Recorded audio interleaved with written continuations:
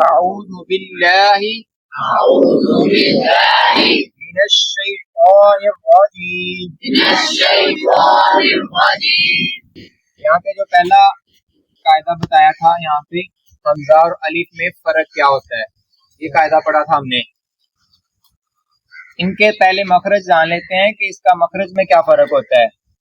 ایک ہوتا ہے الف، الف کا بتایا تھا حرکت کے بغیر ہوتا ہے، اور حمزہ الف کے اوپر حرکت آ جائے۔ یہاں پہ آپ کو حرکت نظر آ رہی ہے نا؟ کون سی حرکت ہے؟ زبر۔ یہ الف ہے اور یہ کیا ہے؟ حمزہ۔ اس کو الف نہیں پڑھیں گے، یہ کیا پڑھا جائے گا؟ حمزہ زبر آ۔ اور اس کا مخرج جو ہے وہ ہے جوف دہن۔ کیا ہوتا ہے؟ جوف دہن۔ اور اس کا جو مخرج ہے وہ ہے اقصائے حلق۔ بڑا فرق ہے۔ یہ بات ہوئی تھی کہ حلق کے 3 حصے ہیں۔ کتنے حصے ہیں؟ سب سے نیچے والا جو سینے کی طرف ہوتا ہے اسے کہتے ہیں اقصائے حلق۔ اگر ہم حلق کے 3 پورشن کریں، یہ نیچے والا جو ہے یہ ہے اقصائے حلق، درمیان والا جو ہے وسط حلق، اور اوپر والا ادنائے حلق۔ تو حمزہ کو ہم یہاں سے ادا کریں گے، حمزہ اور ہا کو یہاں سے ادا کرتے ہیں، ایک حمزہ ایک ہا، جو 2 آنکھوں والا ہا ہوتا ہے۔ کتنی آنکھوں والا ہوتا ہے؟ 2 آنکھوں والا ہا۔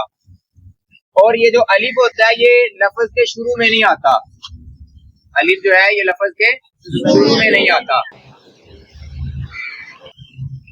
یہ والا جو ہے یہ شروع میں آتا ہے، حمزہ شروع میں آتا ہے، الف شروع میں، یہ شروع میں آیا ہوا ہے نا، یہ کیا ہے؟ حمزہ۔ اور الف جو ہے یہ درمیان کے اندر آتا ہے اور آخر پر آتا ہے۔ حمزہ شروع میں بھی آتا ہے، درمیان میں بھی آتا ہے، آخر پر بھی آتا ہے۔ مثالیں دیکھیں اس کی، جیسے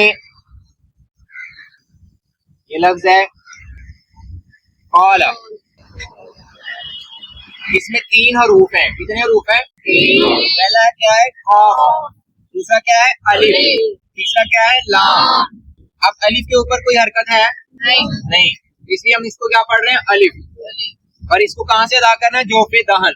جوف دہن کہتے ہیں منہ کے اندر جو خالی حصہ ہے، کیویٹی، اوبرل کیویٹی کہتے ہیں، منہ کے اندر خالی حصہ۔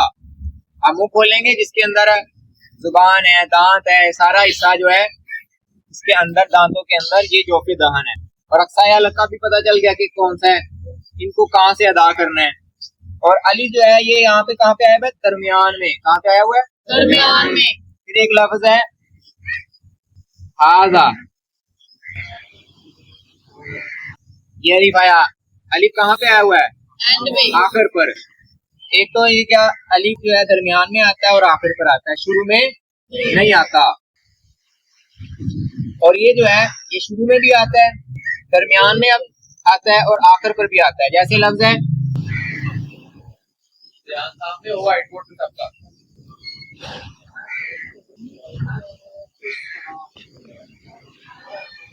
یہ شروع میں آیا ہوا ہے، یہ والا اقرا، اور اس کے اوپر بھی حرکت ہوتی ہے، اسے پڑھتے ہیں اقرا۔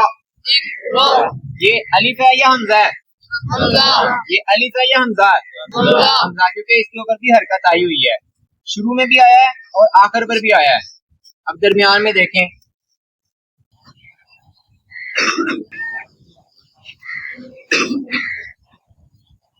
لفظ ہے باسن، اس کو جھٹکے کے ساتھ ادا کرتے ہیں۔ کیسے ادا کرتے ہیں؟ جھٹکے کے ساتھ، باسن۔ باسن نہیں پڑھیں گے اس کو، باسن غلط ہے۔ کیا پڑھیں گے؟ باسن۔ کیا پڑھیں گے؟ باسن۔ جیسے آتا ہے نا سورہ الم تر کیف میں آتا ہے، الم تر کیف فعل ربک باصحاب الفیل الم یجعل کیدہم فی تضلیل وارسل علیہم طیرا ابابیل ترمیہم بحجارۃ من سجیل فجعلہم کعصف مأکول۔ کیا آتا ہے؟ مأکول۔ یہاں پر بھی سکون ہے، جزم ہے، مأکول۔ تو معقول جو غلط پڑھتے ہیں، غلط پروننس کرتے ہیں، وہ کیا ہے معقول. تو لفظ کیا ہے معقول. پتہ چل گیا. یس. یہ کہاں پر آیا ہوا ہے حمزہ؟ درمیان میں. یہ کہاں پر آیا ہوا ہے حمزہ؟ درمیان میں. جھٹکے والا. یہ اس کی مختلف صورتیں ہوتی ہیں. یہ کہاں پہ آیا ہوا ہے؟ شروع میں. یہ کہاں پہ آیا ہوا ہے؟ حمزہ ہر جگہ پر آتا ہے, شروع میں, درمیان میں, آخر پر. الف 2 جگہوں پر آتا ہے, درمیان میں اور آخر پر. اس کی مثالیں ہو گئی ہیں. ٹھیک ہے.